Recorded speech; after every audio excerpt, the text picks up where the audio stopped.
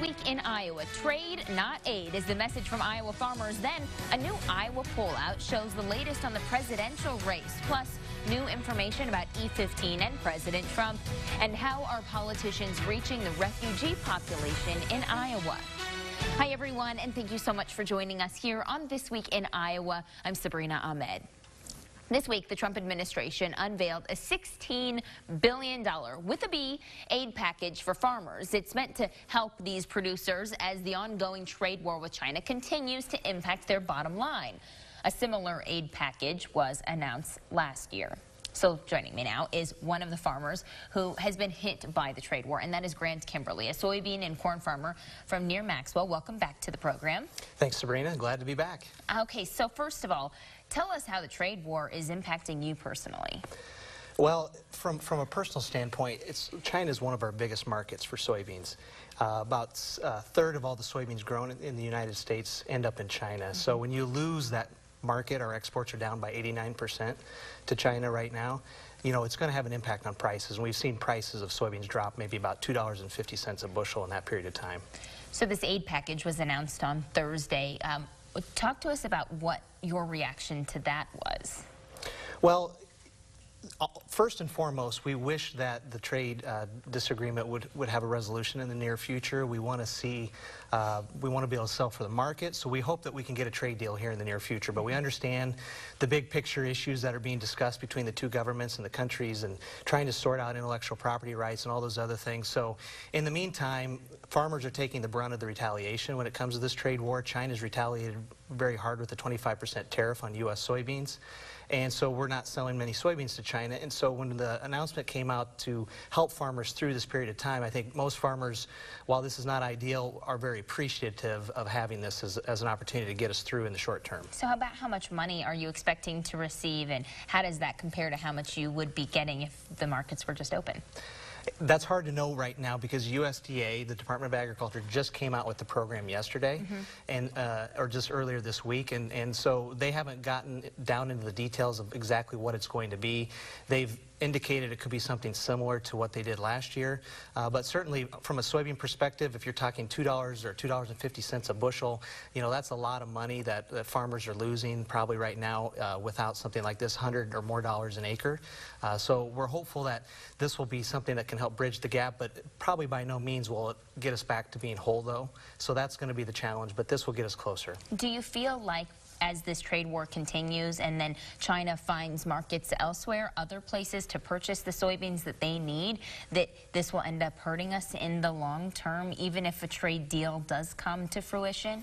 That's a fear that we have in the soybean industry. It's taken us years to build up a lot of these markets. We've been working in various countries around the world to grow market share.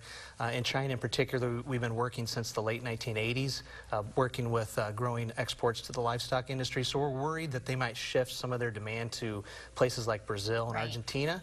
And sometimes when you lose market share, it's really hard to get it back. And the longer this goes on, the longer it's going to be and the harder it's going to be for us to get some of that back. So that's why we understand what's going on, but we also want to have a quick resolution to this issue as soon as possible. If you could say one thing to President Trump right now, what would that be?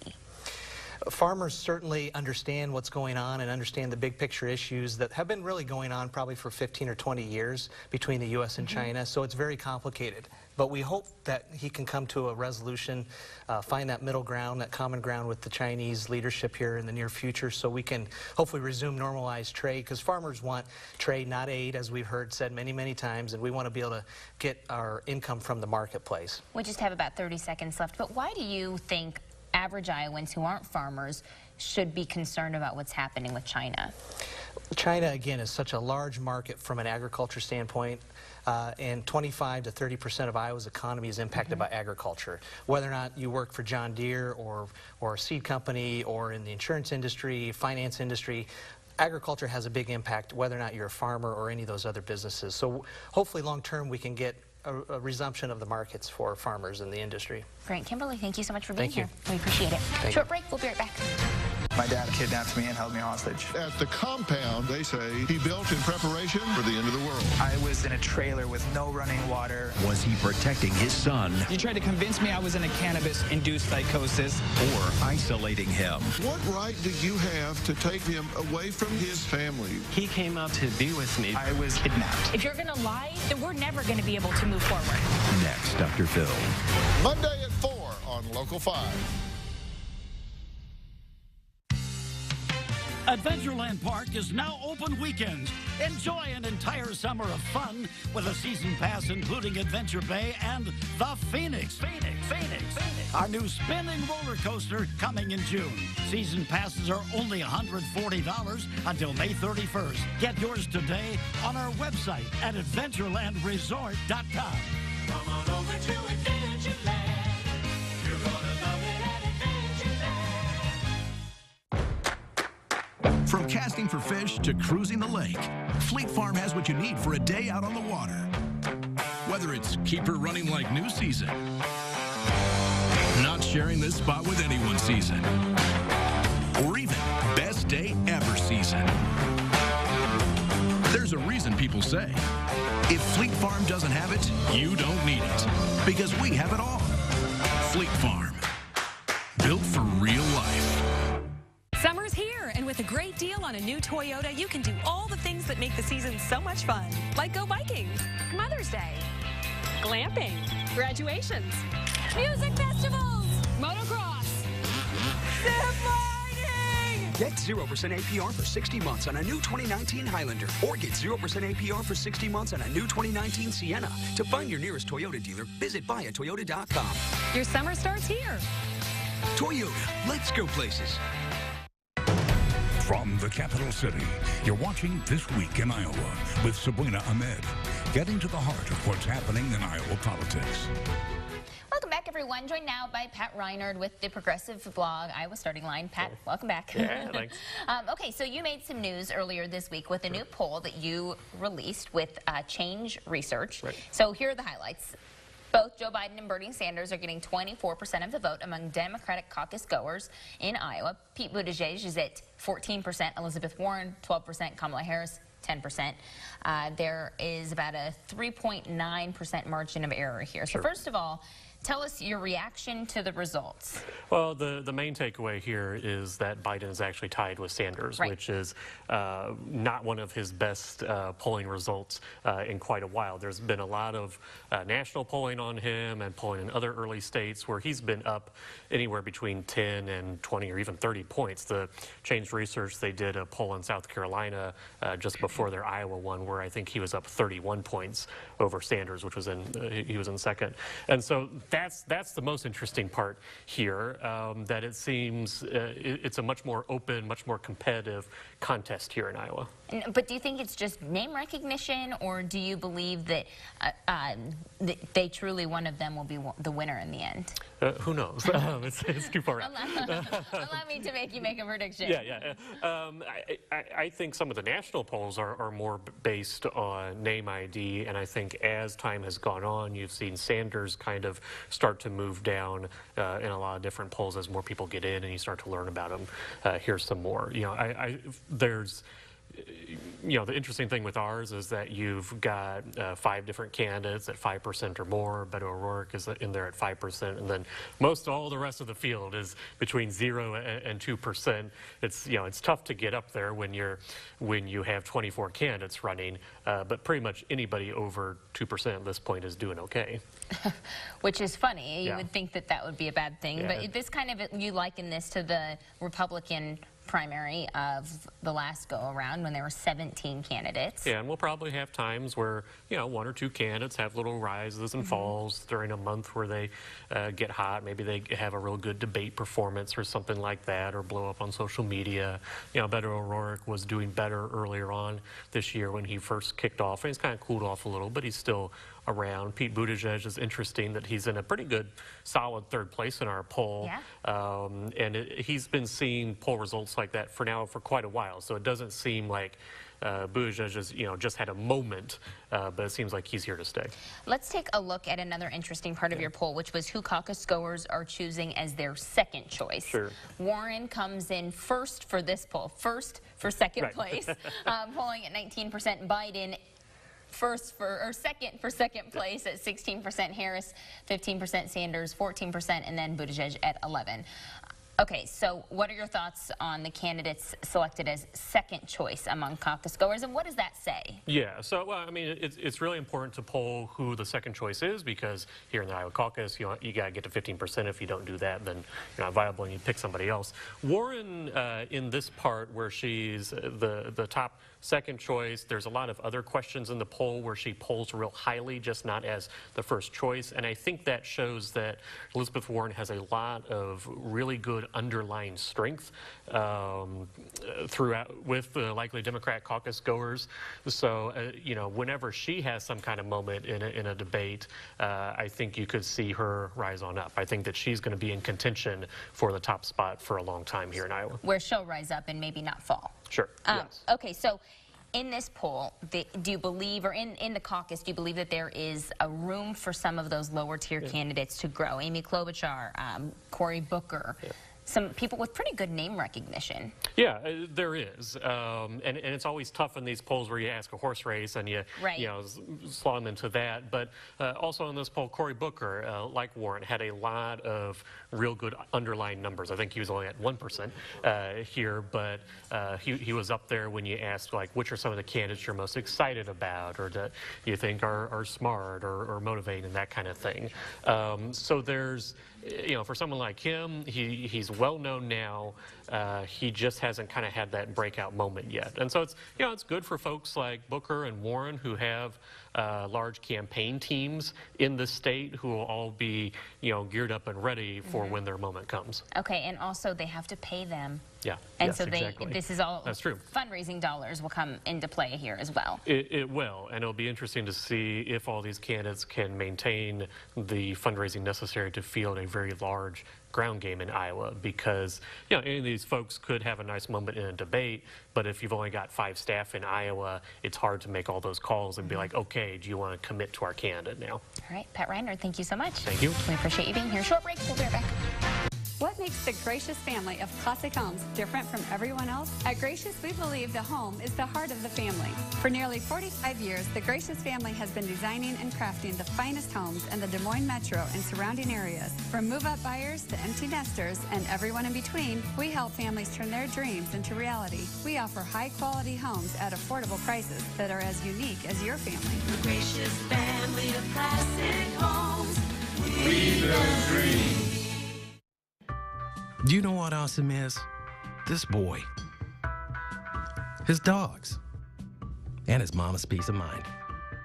Lifeguard carpet from Shaw Floors, designed to block spills and odors. So forget the spills and enjoy what matters.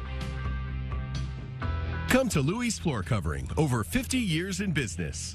Thank you for voting Louis #1 3 years in a row by Metro's Best. Financing available and free estimates. Kick off this summer with a great deal on some of our most popular vehicles at the Honda Memorial Day sales event. Now it's your chance to get an outstanding vehicle with a great offer. Honda was awarded 2019's Best Overall Brand by KBB.com.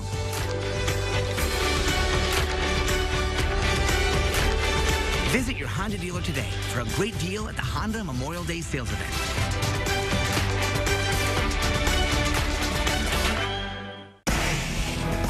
Local 5 shares the stories. It's great for our community and great for the kids of Central Iowa. That matter to you. Please give a warm welcome to Brant and Joe. Watch We Are Iowa team coverage of the Principal Charity Classic next week on all screens. Tremendous amount of dollars go into the local charities, helping kids. It's fun to be a part of that. I got this new bike. I'll be able to do a lot more. Really cool. As we bring you the personal stories behind the tournament. You're watching This Week in Iowa, Sunday morning talk focused on the political scene in Iowa. Welcome back, everyone. Joined now by Monty Shaw, who is the Executive Director of the Iowa Renewable Fuels Association. Monty, thank you so much for being here. Glad to be here. Okay, so I want to talk to you, obviously, about renewable fuels. And this week, Bloomberg News reported that President Trump is considering a visit to an Iowa refinery, an ethanol refinery. So what do you know about this visit? Very little. I've seen the same reports and the same rumors that everybody else has heard. I do think there's serious consideration that the president might come to an ethanol plant in Iowa late next week. I've also heard, no, it's off. It'll be later. So who knows? We'll just have to wait and see what happens. What would the motivation behind him coming to visit an ethanol refinery be? So if he were to come, I think it would be motivated by the fact that they're working on a rule right now which will allow us to sell E15. Sometimes you'll see that out at the stations as unleaded 88. It's most people buy what's called E10, 10% ethanol. This is just 5 percentage points more ethanol, and yet you can save 5 or 10 cents. You get an extra octane, and there's been some technical rules of why we couldn't sell this year-round in Iowa. And he promised during the campaign, and again last year, to get this fixed. The EPA says they're going to do it by June 1st, which is the summer deadline to do this. And so we really do think we'll see that rule on May 30th or 31st. Okay, so do you believe that he would come here to make that announcement? If he comes, I don't know why else he would come. I mean, certainly there's the trade issues, there's other things, but if he's going to come on May 30th or 31st, I would be shocked if it didn't include the fact that the E15 rule is done and final and we can finally do this. Of course, we need to read the rule, make sure it was done right and all of that. Right. So what has your feeling been toward this situation, given that he made the promise on the campaign trail? He made the promise last year, and now it's like pretty much the end of May. I mean, we're down to the wire. We are down to the wire. So really, the president made 2 promises to Iowa voters when he ran regarding biofuels. One was to protect the renewable fuel standard, which is kind of our main biofuels policy. A lot of Iowans are aware of that helps push more biofuels into the marketplace, and he promised to protect that. The second thing he promised to do was to eliminate barriers for higher ethanol blends, higher blends of biofuels like E15. And so this rule would fulfill one of those campaign promises if it's done and if it's done correctly. Okay, so do you have faith that it will be done correctly if it's done? Well, we heard rumors as little as 2 or 3 weeks ago that the EPA staff were saying, well, we're not sure we can do it the way you guys feel good about and blah, blah, blah. And, we made very clear, look, it's got to be done right. We know that the oil companies are going to sue us. They've already said it. So when the EPA takes this type of action, they have to do it based on sound authority, sound science, and sound legal principles. We know what that looks like. So that is what we want to see in the final rule. I think if the president comes, that's a sign that they probably did it right, because they don't want the president to come and then us flipping through the details going, wait a minute, this isn't quite right. Why would they not do what you want to do? Well, because the oil industry is a very powerful industry, has a lot of friends in the administration as well, and they are pushing back very hard. They don't like to compete. I mean, think about it. E15 is 5 to 10 cents a gallon cheaper than E10, and then you get a free octane point out of that to help your engine run better. They don't want to lose another 5% market share to renewable fuels. They'd much prefer you to buy the petroleum product. So they're going to do anything they can in terms of lobbying the EPA, the president, suing us in court, because they don't want this new, better, improved product to go out and take more of their market. Let's say, hypothetically speaking, we don't know if it's happening. Let's say he doesn't come. Okay. What's your message? Well, if he doesn't come, I think the key thing, I mean, it'd always be nice to have the president here to signal that, hey, this is what we're doing and we're committed to it. But the key thing is if the rule's out, right? I mean, whether the president comes or doesn't come, the EPA has said as little as last week. In fact, the president said just a few days ago that it's done, we're doing it, when he was talking about trade at the White House.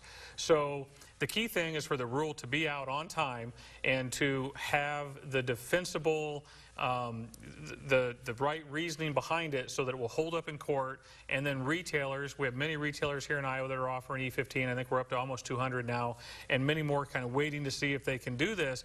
They need to know, hey, this is going to stand up. We can move forward with confidence. And we just have like 30 seconds left, but in a time when it's oftentimes policy by tweet, does that make you feel uneasy, someone whose life and livelihood, and you represent so many people whose livelihoods are completely dependent on those policies? The details do matter. So even if someone tweets out, hey, we just did E15, it's great, if we look at the rule and the rule is not great, is full of holes, won't hold up in court, then we're not going to applaud. But if the rule is done properly, we'll give credit where credit's due. If it's good, we're going to say it's good, and we're going to applaud and say, way to keep your promise. If it's not, we're going to be pretty honest about that, too. Well, Monty Shaw, we're going to have you back in a few All weeks. right, anytime. After the 31st. We Thank appreciate you. you being here.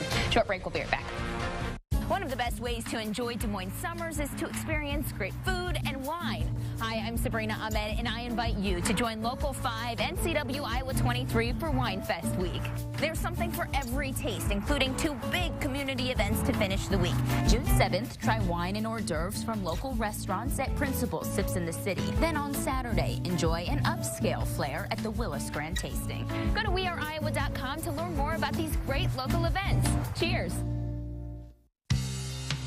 Adventureland Park is now open weekends. Enjoy an entire summer of fun with a season pass including Adventure Bay and the Phoenix. Our new spinning roller coaster coming in June. Season passes are only $140 until May 31st. Get yours today on our website at adventurelandresort.com. Come on over to Adventureland. You're gonna love it at Adventureland.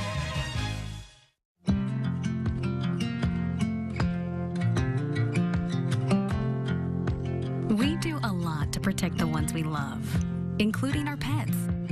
That's why there's Bivy Pet Insurance. For only $15 a month, Bivy is a new breed of pet insurance. It's simple, it's affordable, and you can go to any vet. Bivy, protect the ones you love. Sign up today at bivyinsurance.com. That's bivyinsurance.com. Only your locally owned Cub Cadet dealer has genuine parts, accessories, trained service technicians, and the widest selection of innovative Cub Cadet products. We're here for you whenever you need us, with expert service and support to keep your equipment running at peak performance for years to come. And right now, get up to $200 off select XT Enduro Series lawn tractors. To find the dealer near you, visit CubCadetDealers.com. You're watching This Week in Iowa, Sunday morning talk focused on the political scene in Iowa. Welcome back, everyone. We are finishing off our show talking about how different populations in Iowa are being reached by political candidates. We've spoken to women and how they're getting more involved, Asian and Latino Coalition, how they're getting involved, and today we're talking about the refugee population. So joining me is Nick Wirtz. He's with the Refugee Community Services based right here in Des Moines. Thank you so much for being here, Nick. To get started, tell us what your organization does. Yeah, Lutheran Services in Iowa is a statewide human service organization, but we were founded by immigrants over 150 years ago, and that's been a core part of our mission. So we provide education, workforce development services, business development services, and wellness services to recently arrived refugees and other immigrants. Okay, so tell us about your citizenship program. What is it, first of all? Yeah, well, it's an effort to help legal permanent residents, so people who've come here as immigrants and are ready to become naturalized citizens, to go through that process. So we provide multi-week course, helping people prepare, studying for the 100 civics questions, preparing to be able to read, write, speak English for their test, and then access legal services through one of our partners. When you try to take that citizenship test and fill out all the paperwork, I mean, so much as a T not being crossed can hurt them and mean that their application doesn't go through. So how do you help to navigate that? Yeah, well, our instructors and the volunteers in our classroom spend a lot of time with students going through their application, actually reviewing it, because they get asked about their application and their answers in that interview with the USCIS officer, doing mock interviews, kind of helping people prepare for that. And then our legal partners at Justice for Our Neighbors are the ones that actually help them complete the applications. So talk to me about when you reach out to these refugees and they eventually become U.S. citizens, how important is voting to them?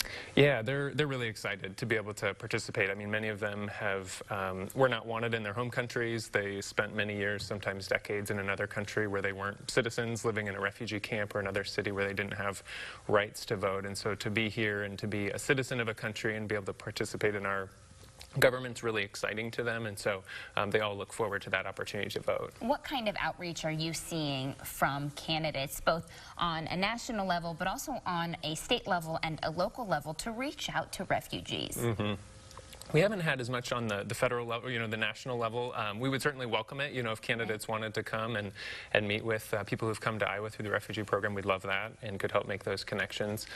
Through our citizenship classes, we do invite elected officials through city government, state government who've come and spoken to our students and helped them understand kind of the process at those different levels of governments and just made them feel more comfortable about their ability to participate. And what about issues? What issues matter most to these refugees who have become citizens?